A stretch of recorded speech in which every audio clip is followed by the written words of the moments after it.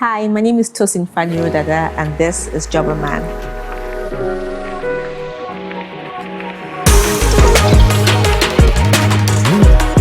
My name is Tosin Faniro Dada. I am the Director of Programs and Coordination at the Lagos State Employment Trust Fund.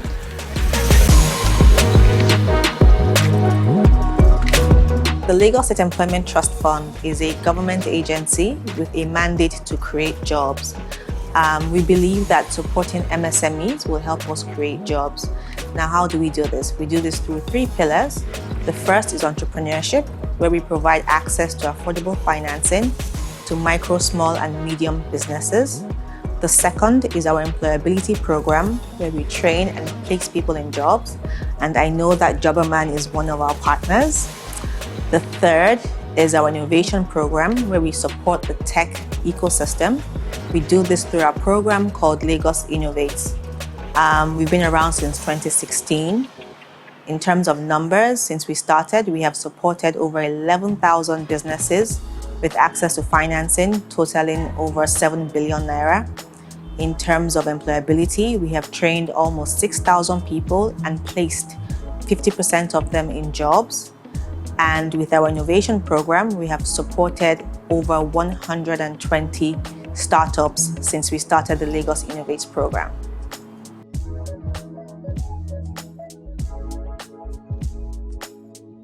Like I said earlier, our theory of change is if we support MSMEs, so micro, small, and medium businesses, if we provide them with access to financing, they can expand and hire more people.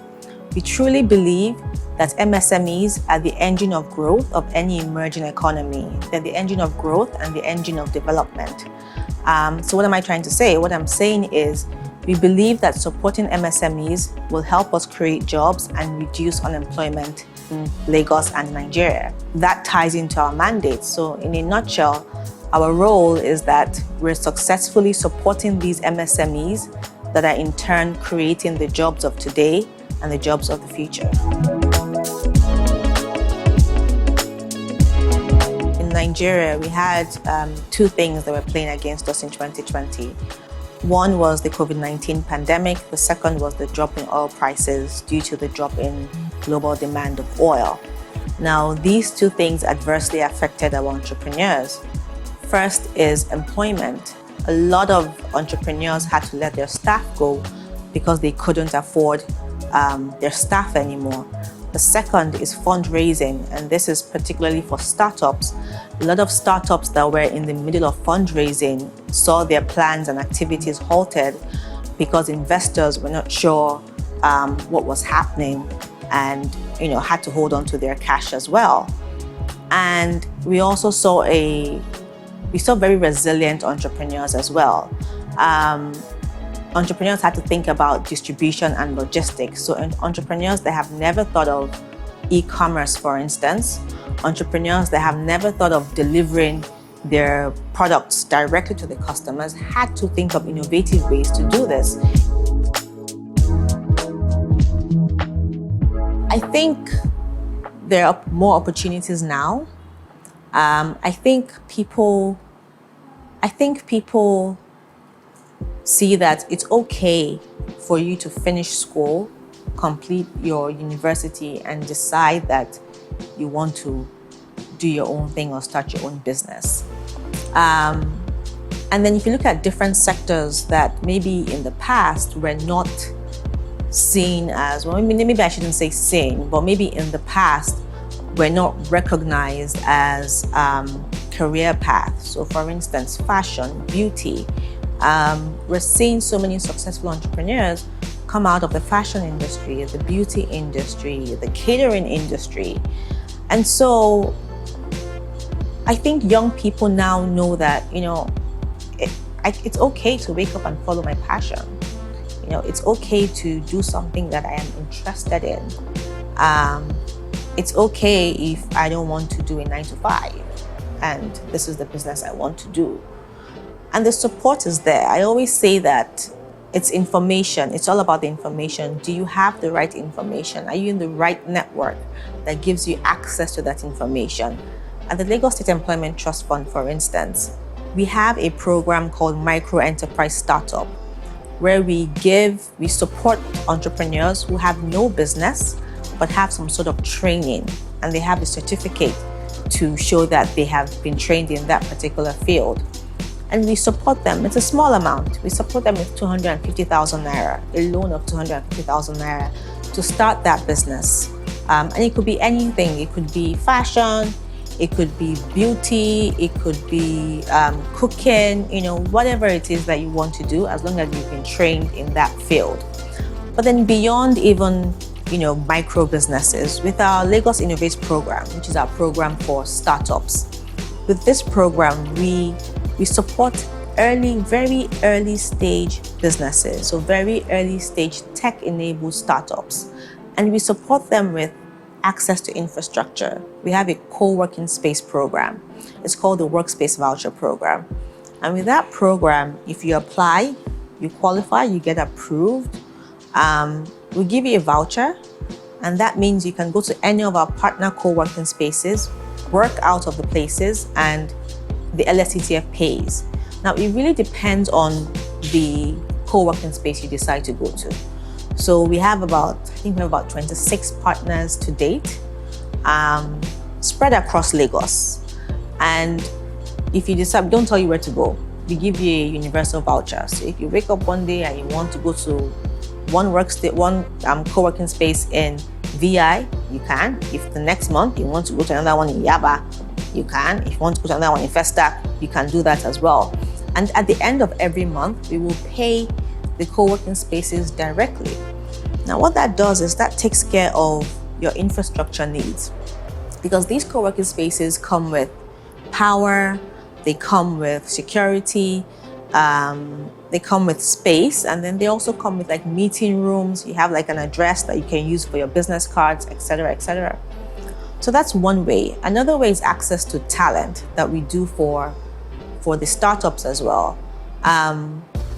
If you decide that you would like to learn a tech skill and you cannot afford it, we have a program called the Talent Development Program. It's in partnership with Honeywell Group. And with that program, it's a student loan program. We pay upfront, you do your training. After the training, once you get a job, then you start to pay us back. We also have a mentorship program for young businesses, for young entrepreneurs. It's called the Idea Hub program. So as long as you have an idea, we pair you with a renowned mentor, so like a business leader in the ecosystem, and they help you get from ideation to MVP, and then hopefully the relationship continues until when you have you've achieved product market fit, and then you have a scalable product. So those are all the things that Lagos Innovate and LSETF through its Lagos Innovate program and other programs are doing for young entrepreneurs.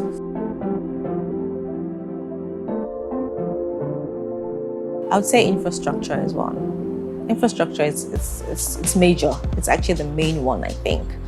And under infrastructure, I would say power.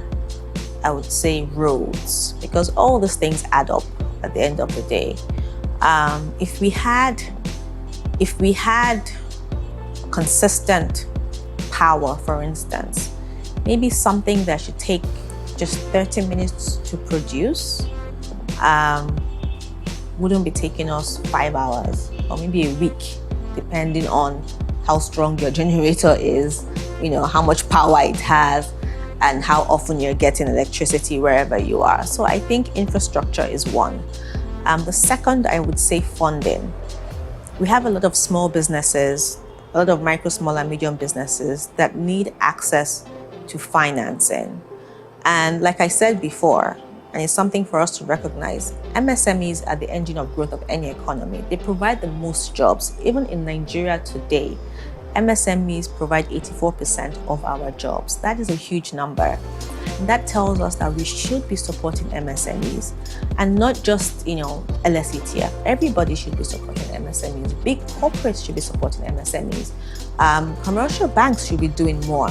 And I know the CBN has a bunch of programs to provide affordable financing for these MSMEs. But that's another big challenge that I know of. Talent is another challenge. A lot of entrepreneurs complain that they don't have access to, they don't have good talent, and there's limited talent. And I always tell people that it is a talent market.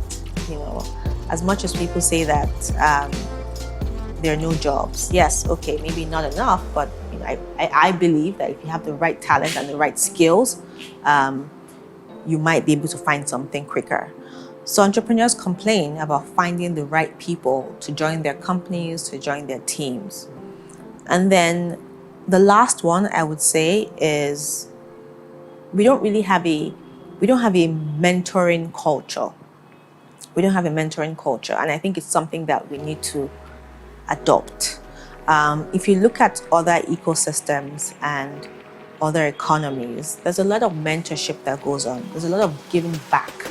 There's a lot of reinvesting into their ecosystems, into their market, and not even just reinvesting with financing. There's also reinvesting with time, accessing these people that have been successful in the field that you're trying to grow in, having access to them so that they can teach you or help you through your challenges.